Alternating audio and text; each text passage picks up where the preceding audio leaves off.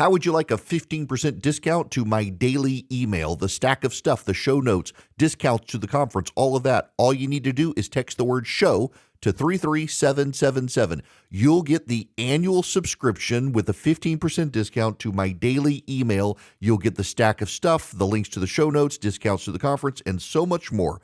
All you have to do is text the word show, SHOW, to 33777. Text show to 33777.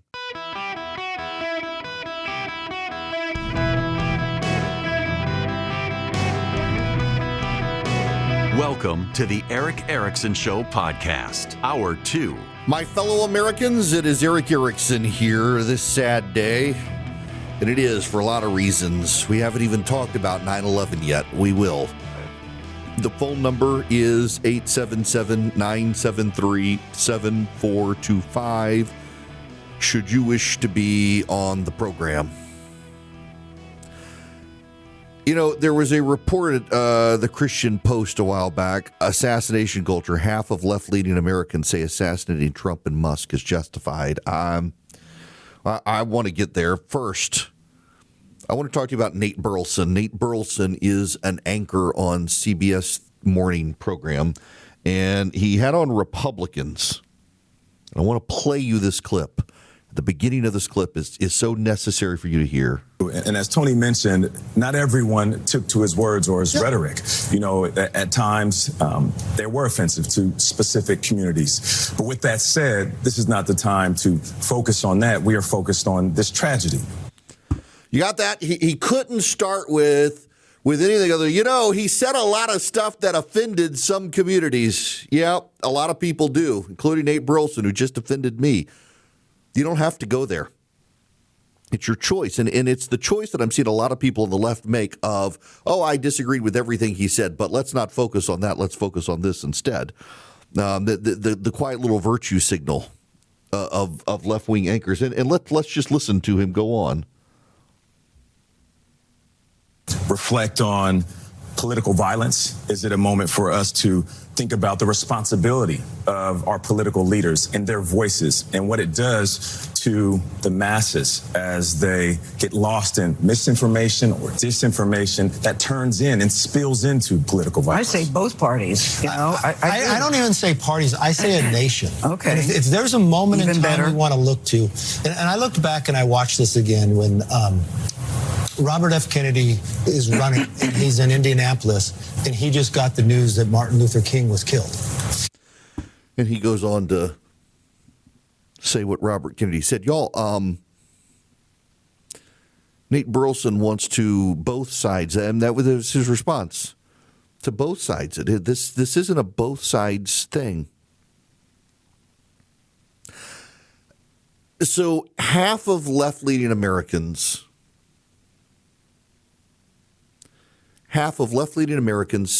were polled assassinating Trump and Musk would be justified. Half of left-leaning Americans believe assassinating Donald Trump or Elon Musk would be justified. You know, 20% of Donald Trump's voters in November of 2024 said it was worth breaking off relations with people who voted for Kamala Harris. 60% of Kamala Harris voters said it was worth breaking off relationships with people who voted for Donald Trump. 60 to 20. When Americans on the left are polled, when all Americans are polled, rather, Americans on the left say they're the ones most likely to suffer from not mental illness, but mental issues. They're the ones most likely to have therapy. They're the most likely to feel despair. They're the most likely to be overwhelmed.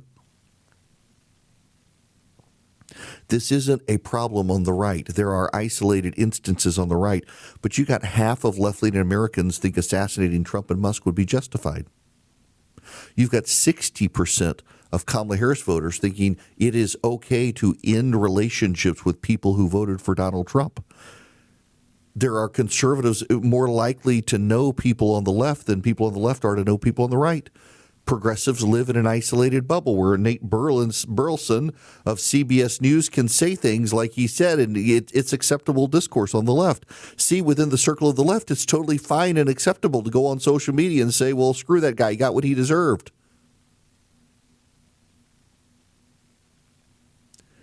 There's a problem with the left right now. And the greater problem with the left is that the politicians on the left don't want to acknowledge the problem because they're afraid the left will turn on them. This is Dan Goldman on CNN overnight. Listen to this conversation. This is already a breakdown of our democracy. I think Congressman Kinzinger said it right. But our entire system of government will break down, and you will have certainly nobody who wants to do this job. It's already ill-advised for many, given the vitriol, the discourse that you see. But when violence gets involved, then it's just a totally different animal. And I hope these far-right podcasters come to their senses and recognize that this is not war. We are Americans at bottom. You hear that? Dan Goldman, a member of Congress, says, I hope these far-right podcasters realize we're not at war. Here again, this is Chris Murphy, the senator from Connecticut, with Chuck Todd. We're not going to convince Donald Trump to stand down in his attempts to destroy our democracy through de-escalatory politics. Like, that's just not happening. So our only opportunity, our only chance to save our democracy is to fight fire with fire right now. So, yeah, do I bemoan the fact that, we're now blowing up norms? Yes, but literally for 2 seconds, because if you spend any more than that being sorry for the fact that the old world doesn't exist, then your democracy is gone. Like, we're in a war right now to save this country, and so you have to be willing to do whatever is necessary in order to save the country. When I hear that, I wonder is there enough people that believe that same thing, and until you get more to believe that may be why the Democrats aren't rowing in the same direction yet. You can't get people to believe it if you don't act like it. Olivia Ringgold is a staff writer at the Free Press. She used to work for Politico and Columbia Journalism Review. Let me read you this tweet. Just yesterday, my oldest friend broke up with me. A different one. I'm now down to 3 or 4 friends from before 2022 when I shocked my liberal circle by joining the Free Press. It wasn't lost on me that this happened within hours of the news of Charlie Kirk's murder. If there was ever a time for coming together, it was now. Yet here she was telling me that she didn't want to associate with me anymore because of who I am. When we discussed certain issues like Israel, she realized we actually weren't that far apart. We both believe in a 2-state solution and want the war to end. And yet she couldn't knock her overwhelming suspicion that I was bad. She said it was kindly as possible, but uninvited me from her wedding. There's something wrong in the country.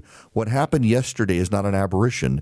It is who we are becoming. We are a nation that celebrated Luigi Mangione, Biden's cancer diagnosis, and now the murder of Charlie Kirk. If we keep heading down this road, we won't need enemies abroad. We'll destroy ourselves from within. I got to tell you, I actually lose friends on the right and listeners as well for saying I have friends on the left. But I have more and more people on the left than on the right who just simply cannot be friends. The number of people since I got into conservative talk radio who just simply said, nope. We used to live in a house, small starter home built in the early 1950s. Had a neighbor across the street from us. His name was Pete. We watched their house when they were out of town. They watched ours. Their dog got out. I helped wrestle the dog in. They sent baby gifts. They never really knew what I did for a living. I was a lawyer at first and then transitioned out to running Red State and being on TV. At some point, Keith Olbermann named me the worst person in the world on his MSNBC show at the time. The relationship immediately changed to the effect that Pete, if I was in the front yard with my daughter, at the time would have been 3 or 4 years old, he would heckle us in the yard. He went out of his way to be obnoxious and divisive and hateful just simply because he didn't like my politics. He had been a perfectly fine neighbor until the moment he realized who I was, because Keith Olbermann decided I was the worst person in the world. It was remarkable to watch the switch flip.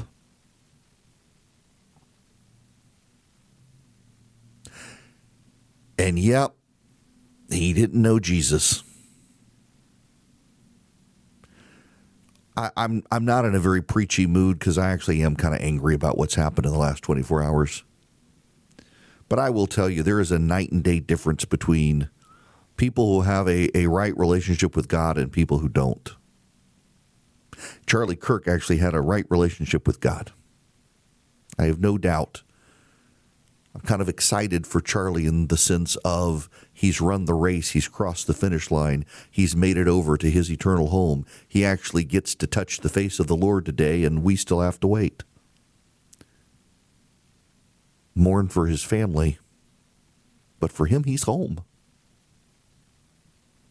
And I think about those people who don't think about their home, their eternity. They live for the here and now, and what happens can erase them. And that's part of what's going on here is people don't have hope. And it's one of the things Charlie's talked about in the past is giving people hope. I mean, the entirety of left-wing ideology right now is devoid of hope.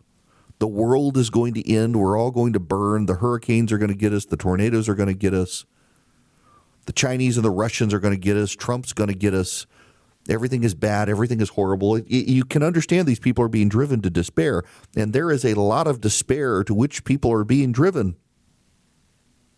They have no hope. When I interviewed Tim Keller before he passed away, you know, the New Testament talks a lot about hope. We have hope.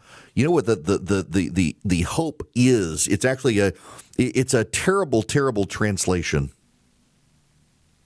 The hope talked about in Hebrews, the hope that Christians have, it's the profound certainty.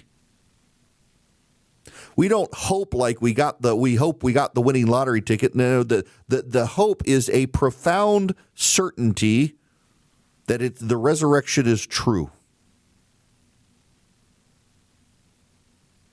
And when you have that hope, everything else kind of gets put in order. And even the churches on the left these days, they don't have that hope. Their hope is building a heaven on earth. You're not going to get a heaven on earth because we're all sinners. We all fall short.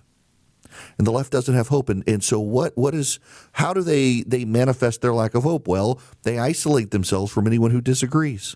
They break up with friends. They turn to despair and anger when they lose power. They can't accommodate a world in which they're not in charge of it and don't control it.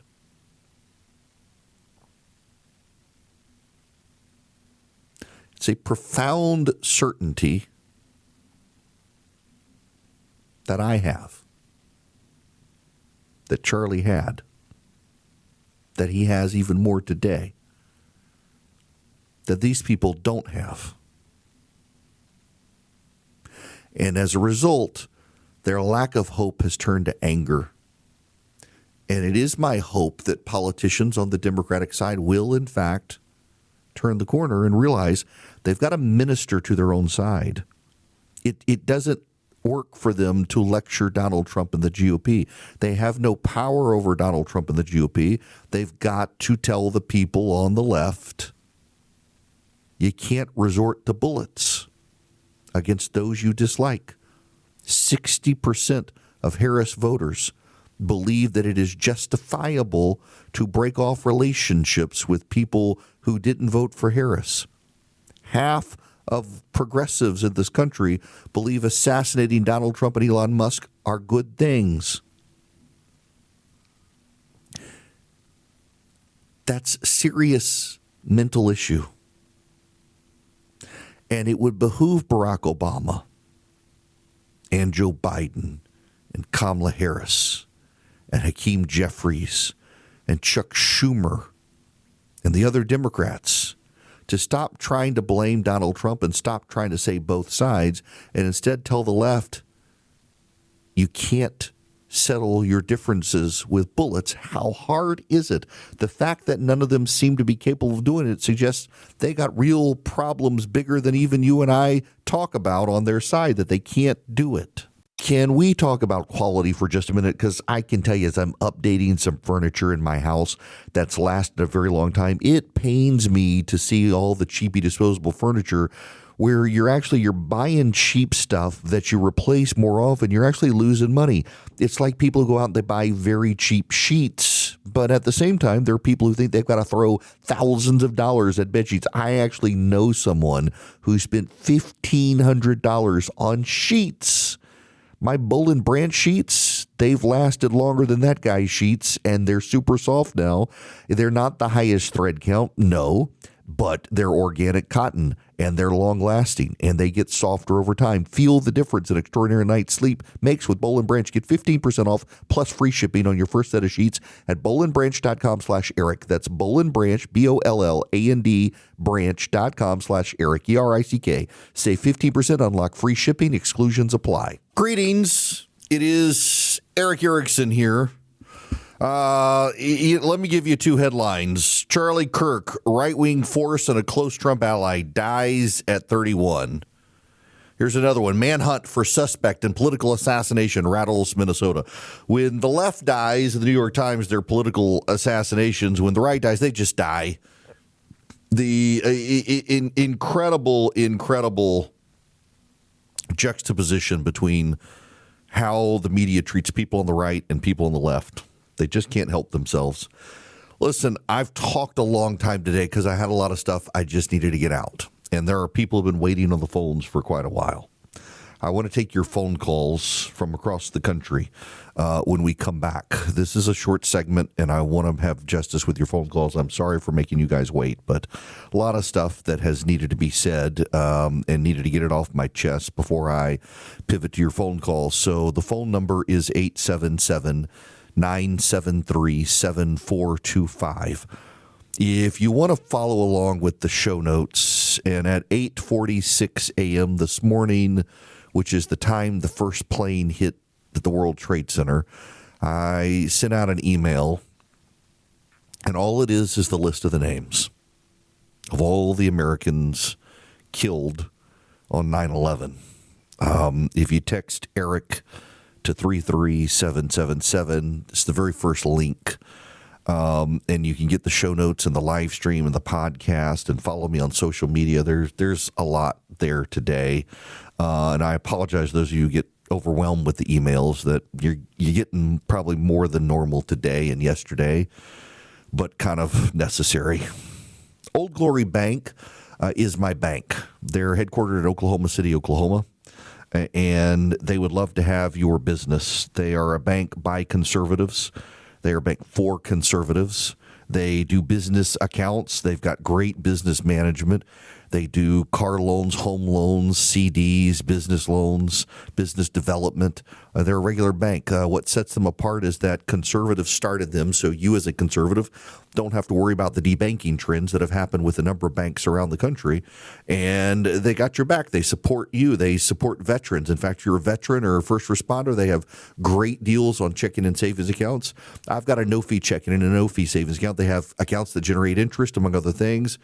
You go to oldglorybank.com/Eric, oldglorybank.com/ERICK.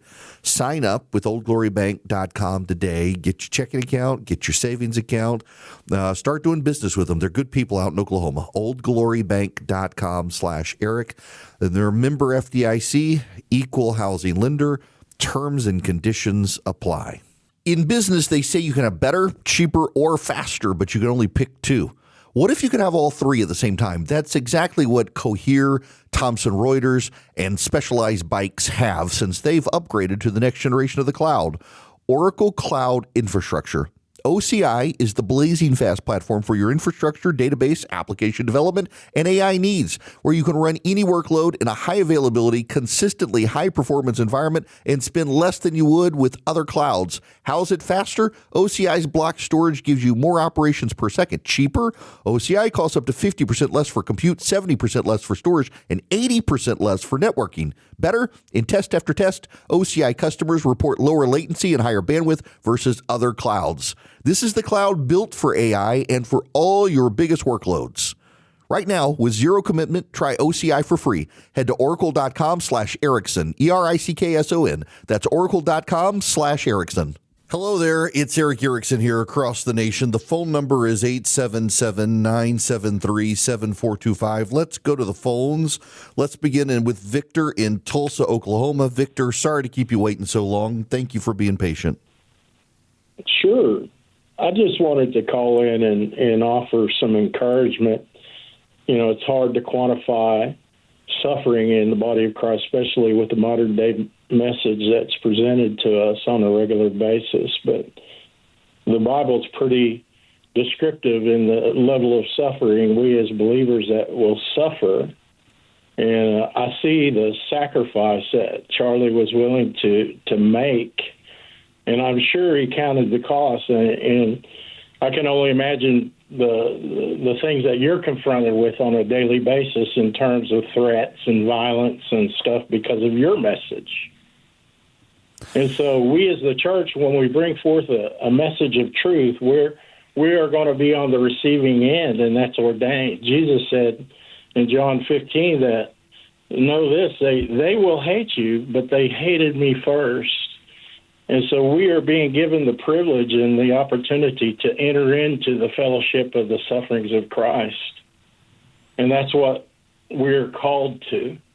It shouldn't be a surprise when someone, has to even pay with their lives for bringing forth that message. And I just want to encourage him. Charlie has a special crown that he's earned through his sacrifice, and I suffer his loss too, like I'm sure we all do. But I just wanted to encourage him that he's had an impact in this world, and his impact doesn't stop with his death.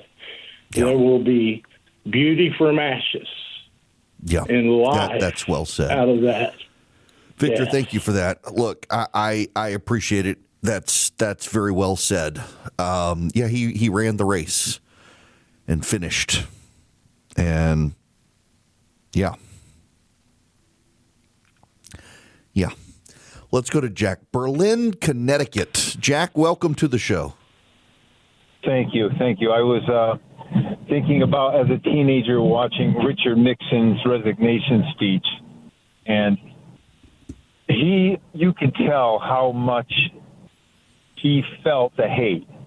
And he said in the speech, always remember that others may hate you, but unless you hate them, they don't win.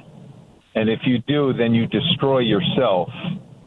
And the way he said it, you could feel that he was being crushed down by this overwhelming hate.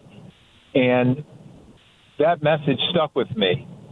And it applies today, even though the rancor then was bad, but nothing like now. Yeah, and that it's such a good line because hate is so easy. It really is. It's the easy thing, and it's the thing that social media really plays up. Social media brings out the worst in people, and it's so much easier to hate these days. It's incredibly easy for people to hate. It's hard to love. Love your neighbor. Your neighbor's a jerk. And yet you got to love your neighbor. Hating your neighbor it's so much easier to hate people. particularly people you don't know. It becomes hard to hate people once you know them. It's very interesting that some of the loudest voices condemning what happened to Charlie Kirk are people he has in the past debated and disagreed with, and they came to like him. But it's easy to hate. Blake in Jacksonville, Florida, you're on the show. Welcome to the show, Blake. How are you? Well, Eric, and thank you for the graciousness of allowing me to call in every once in a while. Your comments have been prescient and just very illuminating, and just thank you for that. The reason I'm calling is because in many ways I connect with Charlie being sort of an individual doing something that other people should be doing, and I want to encourage people to take this emotion and this lesson that we've learned from Charlie and do something with it. And that something is buried in the word petition in the First Amendment. We're all called to petition government, and we are silent in the public square, down at city council and school boards. We are not there standing against the agenda which attacked Charlie yesterday, and that's something that we need to be doing, and we absolutely have to be doing. If we had been doing this for all these years, I don't know that we would be where we are, but we can no longer stand silent. Charlie didn't. I don't here in Jacksonville, and we all need to stand up and join each other and walk shoulder to shoulder as we stand to protect our Constitution and our scriptural values. That's well said. I mean, we've gotta be able to stand up. We've got to be able to speak. And I would tell people, and this is what I told my family last night, who they're worried. And I gotta say, in all honesty, I feel a little silly with the number of people sending me notes thinking about you, hope you're safe. I didn't live in the world that Charlie Kirk lived in at the level that Charlie Kirk lived in it. He had a radio show, but he was actually really known for Turning Point and for organizing on campus and being in the president's inner circle. And he had a lot of notoriety in that regard that I don't have. I don't feel like I'm in the, I don't feel like I deserve any of the people wishing me well and hope you're safe. I don't think I got the target on my back that Charlie had on his. But what I told my family last night is, well, I appreciate their concerns and the concerns of everyone else. Now is the time to be bold. And it is the time to stand up and speak. It now is the time to be the truth teller, to not back down. It is necessary that truth prevail and that good prevail, and that people on both sides who are ready to fight with ballots, not bullets, fight with their voice, not their fist, and to call people to their better angels. And if I can use my platform to call people to their better angels, then that's what I need to do. But I don't worry. I'm not. I'm concerned about Ben Shapiro, frankly, and people hate Ben far more than they ever hated Charlie. Ben has to go everywhere with security. But I appreciate the concern from people. I'm not concerned at all. I don't think I have that high a profile as a lot of these guys like Ben and Charlie do. But I know that regardless, this is not a time to live in fear or to cower or to hide, but to be out there and be bold with truth. Steve in Springfield, Massachusetts, I'm going to go to you next. Welcome to the show, sir. How are you? Hi, Eric. How are you doing? Great. That put a bullet in my heart hearing about Charlie Kirk. He was such a bright light. He was so young. He was so brilliant. They couldn't win an argument with him. No, they couldn't. They didn't even want to. And that's the thing that is so infuriating here is this person never even tried to make an argument. They wanted to confront his words with a bullet. And I am starting to really despise people. They can't win an argument, so they have to stir up hatred, like the Nazis did, like Mao did. That's what they do. They stir up an argument. They stir up hatred because they can't win the argument, and they love communism so much. Their favorite revolution was the French Revolution. Guillotine the royalty and then guillotine each other. And they don't believe that you have a right to own property. You know, That's so disgusting Steve, and it's evil. Yeah, it is, and so I'm glad you bring up that French Revolution, because the revolution turns on itself. The revolutionaries get eaten by the revolution, and that history shows that happens. I mean, think about the Chris Murphys of the world who are out there saying this is a war. You've got to fight in ways you haven't had to fight before. We've got to fight fire with fire to save democracy. Along comes this person who kills Charlie Kirk, and Chris Murphy's like, oh, I didn't really mean. At some point, people on the left, they're going to come for the guys like Chris Murphy. Say, you told us to fight, we fought, and now you say that's not it. It's wild to see these sorts of things, and yet so he's back on MSNBC after all of that, and he's trying to tie all this to January 6th now. I'm certainly thinking about the quickening pace of political violence in this country in an extraordinarily short amount of time. You've seen the murder of state legislators in Minnesota, attempted assassinations of the President of the United States. Obviously, January 6th still lives in our very present memory. And we've got to have a conversation about how we draw a line here. And we can't afford to argue who's more at risk, the right or the left. The fact of the matter is the shots are being fired at political figures, whether they are Republicans or Democrats. There has been a permissiveness about political violence, and I do think the President of the United States has to answer for the way in which he's created that culture of permissiveness, but there have been elements of the left who have lionized and celebrated violence as well, and this is a moment for everybody to assess where we are and recognize that our entire democratic experiment is going to crumble if people don't believe that they're safe when they express their political views. I agree with that, except this is the same guy who told Chuck Todd that we got to fight fire with fire. This is a war. You don't say this is a war unless you're willing to fight like it's a war. The hysteria from these people. And then when people take them at their word, so like I didn't really mean it, but Trump. You know what? I'm going to play Brian Stelter here from CNN. Yep, going to play Brian Stelter, who I often criticize on this program. Let me just let you listen to every word of this.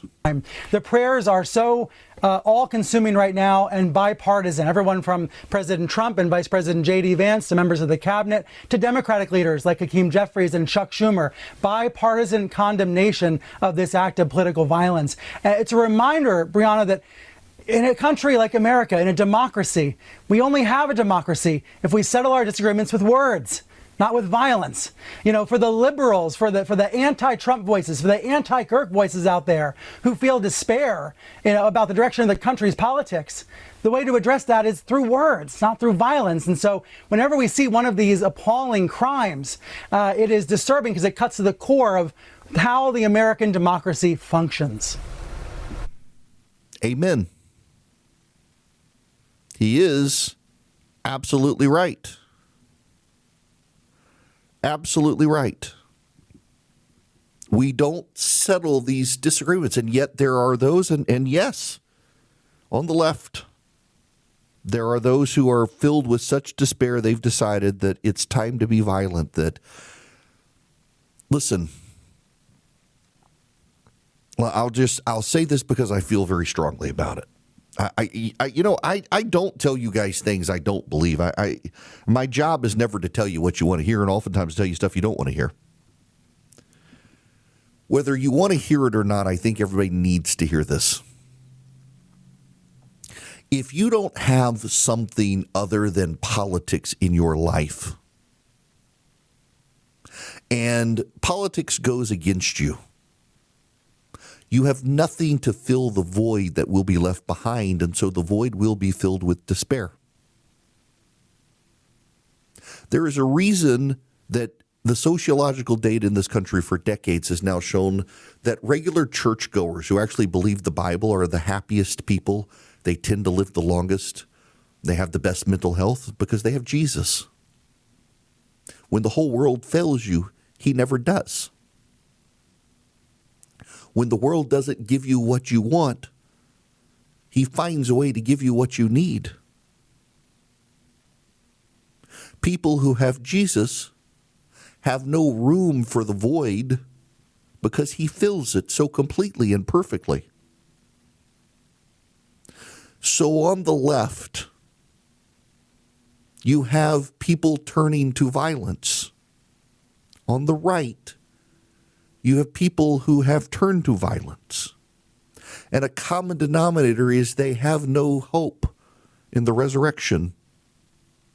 They don't have Jesus filling the void. So they try to fill the void. And when they fill the void, they oftentimes fill it with violence. There are so many people on the left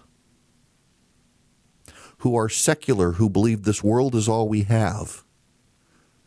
There is a reason that so many of the mass murders and genocides in history have come from secular ideology, from communism, from the Nazis, the beheadings during the French Revolution, because they were trying to build utopia, trying to build heaven on earth because they had no concept of heaven. They had no eternal resting place. They were trying to make it here. Still, they try to make it here. They have a void in their soul, in their heart, and they will fill it oftentimes violently. Trying to get these people to fill that void with something other than politics is necessary. And the best way to fill the void is to fill it with something that will eternally fill it. And too many people don't like to talk about that. Welcome back. Bruce, I want to go to you next. Welcome to the show, sir. How are you? I'm good, sir. At any rate, the thought that came to me when we've had this discussion you're having today is that there's an awful lot of difference. We go to love or hate, and it isn't that. There's people, as I told Charlie, I really liked Richard Nixon and voted for him, but after I heard what he did, I didn't respect him. But when you don't respect, that doesn't give you a license to go shoot or firebomb somebody. It's that simple. And, I mean, I look at other people, these women on The View. I just never listen to them, but I hear what they've said. That's hard to respect. And Joe Biden, I can't tell you I hate him, but when you look at the things he did, every time I go in a store and spend money, he's taking money out of my pocket by what he did, and it was his ignorance that did it. The point is that if we change it, I can disrespect a lot of people. That doesn't mean I can't like them, love them, and want them to go to heaven. Yeah, you know, again, it's you don't have to agree with people. That doesn't mean hate them. Too many people. Hate is cheap. Hate is easy. And a lot of people want to take the easy path, and it's so unfortunate. Americans for Prosperity, they're trying to get people to recommit to freedom, and maybe today is the perfect day to maybe really think about going to AFPvolunteer.com. They want you to take one step for freedom in your community. If 250,000 people do it, think about 250,000 steps for freedom in time for our 250th anniversary as a nation. If we make it that long, I assume we will. Go to AFPvolunteer.com today. Sign up with AFP. Commit to recommitting to freedom, the freedoms that our founders wanted us to have, to enjoy, to take. AFPvolunteer.com is where you want to go, AFPvolunteer.com. They want 250,000 of us to take a step for freedom in their 250,000 Steps for Freedom Challenge. Improve your community, improve your state, improve your country with just one step for freedom at AFPvolunteer.com. Go sign up today.